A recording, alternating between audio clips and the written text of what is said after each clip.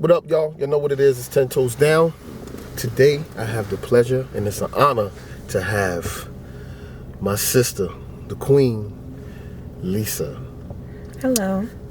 So, Lisa, tell them a little about yourself. Give them a little background. Hello, I'm going to give you some of my background. Parenting. I pride myself in being a mother first. Second, for this segment, we're going to be talking about some topics. He's going to let you know. But my background and work is dealing with kids. My background in school is psychology, human behavior, and addiction counseling. So that's a little bit about me.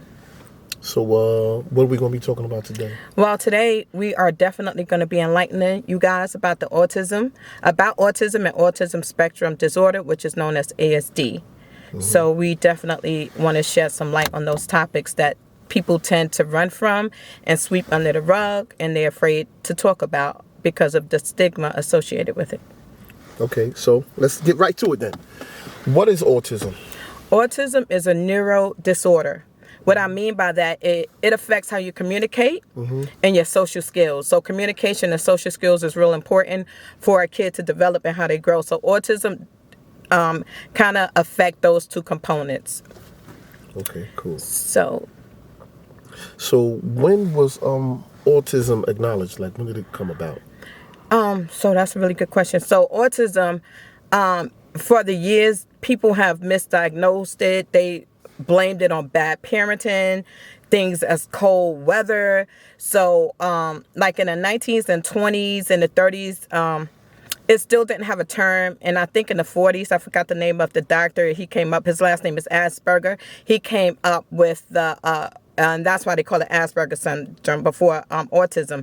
So it wasn't really into the 80s that they came up with it. And then it was in the DSM-3, which is the Book of Medical Terminology. And it wasn't really put in the right category, not into the DSM-4, and then of course the DSM-5, which still isn't perfect. But autism grew over the years, and it's still not all figured out yet, but it started being acknowledged in the 1920s and 30s, and really in the 1980s when they decided to put it under spectrum disorder. So does vaccines cause autism? Okay.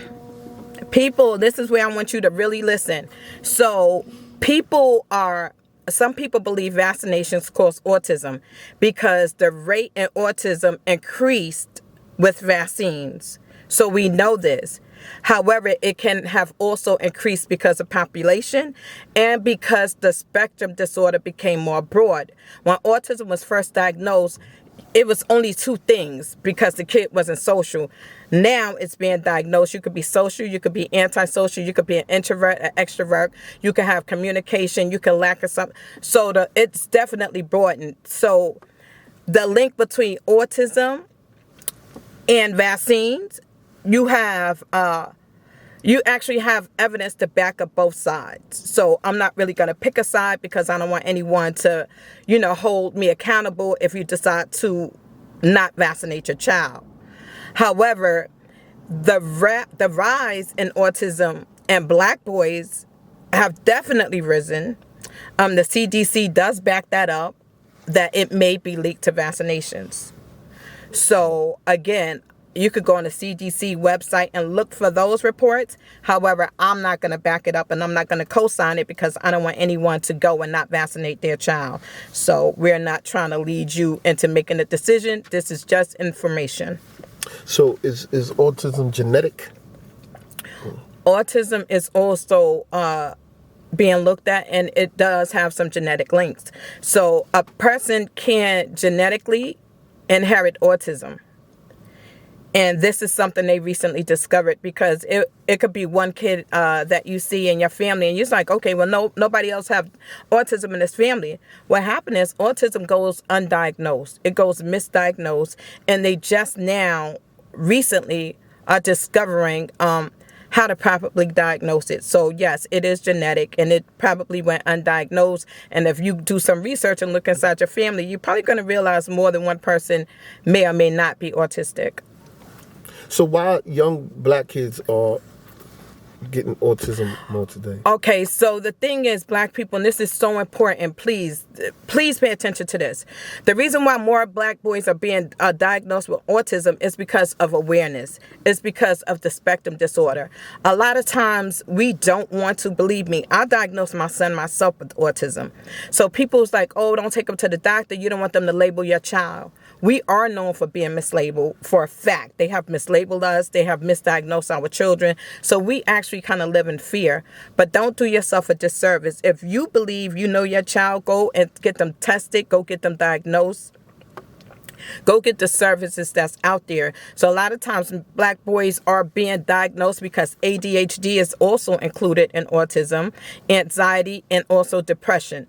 These are also things that That's included in autism? Well, they tied in with autism. Kids with autism can also have depression and anxiety. My son has sensory processing disorder, which is he's sensitive to sound, and he's sensitive to smell, he's sensitive to touch. So you can see if your child is covering his ears, if you hear loud sounds or smells. They're very sensitive to smell and touch. Sometimes the labels may irritate them, friction. Also textiles. They could look at certain things and they could become really irritated by it. My son happens to go to a school where they have to take him out before the fire drill starts. He has sensory processing disorder, so his hearing is real sensitive. I call autism a superpower because everything they feel is 10 times or more greater than what you feel. So if I hit you, it may feel like that. If you hit a child with autism, it may feel like a punch. If you hear sharp noise, it's more intense. So it may affect their nervous system. My son was really sick. It affected his nervous system, these sounds. So please do yourself a favor. If you have to go to a Black doctor, me personally, everything I did was Black. I went to a Black doctor and she didn't want to misdiagnose my son. So it took my son up until he was 7 years old to get a diagnosis because they didn't want to label my child. Even though I was like, you know what? My son isn't really sitting upright. He don't know opposites. He shouldn't know up and down. The way he's writing, it was just different things that didn't make sense. And they was like, well, every child is different. Every child is different, but I know that me, with my kids, they walk and run at 10 months, 8 months. This one didn't. Granted, maybe he's different. I gave him to 12 months. He started walking. However, his social skills weren't there. His communication wasn't there. He was verbal. A lot of kids with autism are nonverbal. Some of them are not verbal. They may talk late. You may have to understand their language. So Black boys are being diagnosed because maybe some people are not afraid to get their kid tested. And again, ASD is also inside that spectrum disorder. So we know that a lot of Black kids may have ASD as well. And so now they're including that in the spectrum disorder. So that's also on the rise as well. Okay, so 2 questions. Mm-hmm. Can people grow out of it? And is all kids with autism geniuses? Okay, 1, 2, I'm going to answer both of those. No, people don't grow out of autism. Out of autism. They learn how to cope. They try to teach them coping skills by physical therapy, occupational therapy, and speech therapy. They teach them how to cope and adjust. Certain things they won't grow out, like stemming, clapping, rap. When kids stem and you see them picking and biting, that's their way of regulating things. It may be too much going on. It may be a lot of noise. It may be a lot of topics. So they're kind of stemming. So whatever you do, don't stop your child from stemming. If you do, it's like an itch that you got to scratch really bad and you can't. So don't say, hey, stop it. Don't let them stem because they need to regulate the world around them. So no, they can't grow out. They may learn coping skills. And the second part of the question, are they geniuses? Are they geniuses? Well, autism spectrum disorder varies from kid to kid and it's different forms. So one kid may can read, another one may not. My son can't read. He's just learning how to read and he's 13. My son isn't really that savvy in math. He's learning how to count coins. He just learned his fine motor skills, how to tie a shoelace. However, my son also set up his YouTube channel. He also set up the channels for his brothers who are older than him. My son also asked for a beat maker so he can start making beats. So they're not geniuses, but their strengths are in music, art, and memory. They have huge strengths in those areas.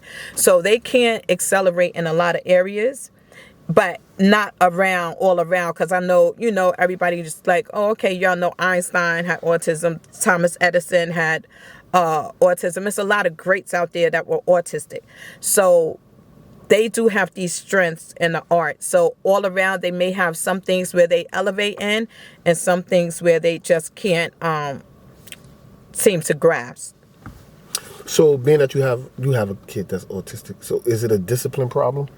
Well, this is another thing that I'm really big on. It's not a disciplinary problem.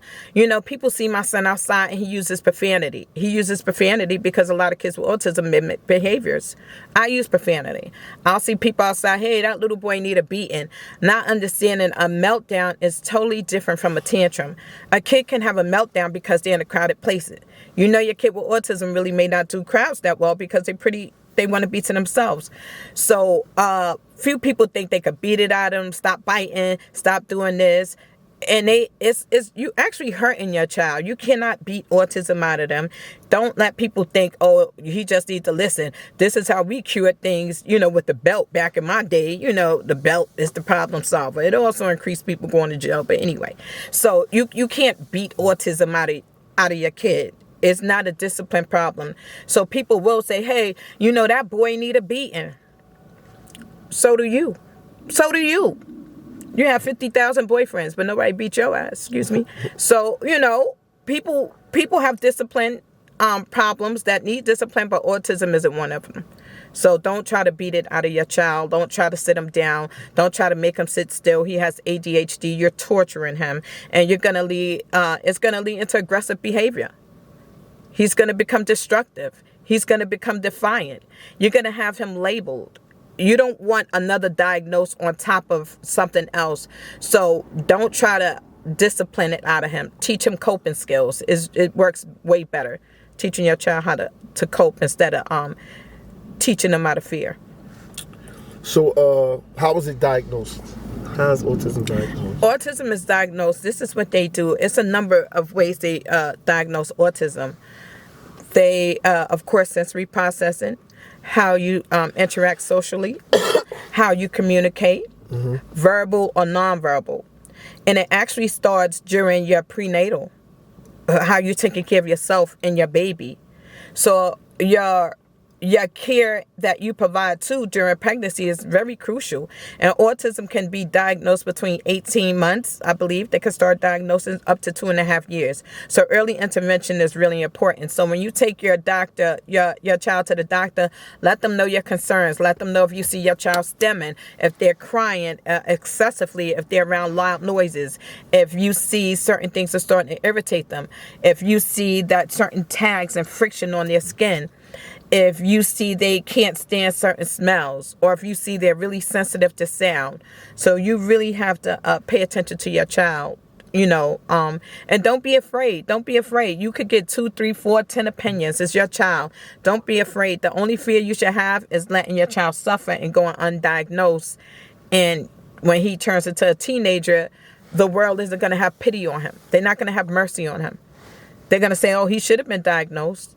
He should have had this done. When you try to defend him in school and in high school and in the prison systems and the jail systems, you can't because you never had anything documented. You had your feelings, but you didn't act on it. You was afraid of what your friends would say, what your job would say, what you would feel outside. It has nothing to do with that. It has nothing to do with your feelings. It has everything as your responsibility as a parent to get your kid diagnosed, to go and get it. We as black people don't like that. What stays in the house will go, whatever goes on in the house stays in the house. We have to outgrow that. We're hurting ourselves in so many areas. Go get the help. Get your child evaluated. Don't worry about your friend. Don't worry about the father or the mother. Whatever you feel you need to do for your child, you go do it. Don't worry about nobody else. Don't worry about the grandmothers, the new generation, or the old generation. Worry about your child getting the proper services that he needs. So is all autism the same? Autism is not the same. Everyone, people's like, oh, I know somebody with autism and he could read. I know somebody with autism and she got straight A's. Well, I know somebody with autism who can't speak. I know somebody with autism who can't sit still. I know somebody with autism who stems all day. I know somebody with autism who can't read.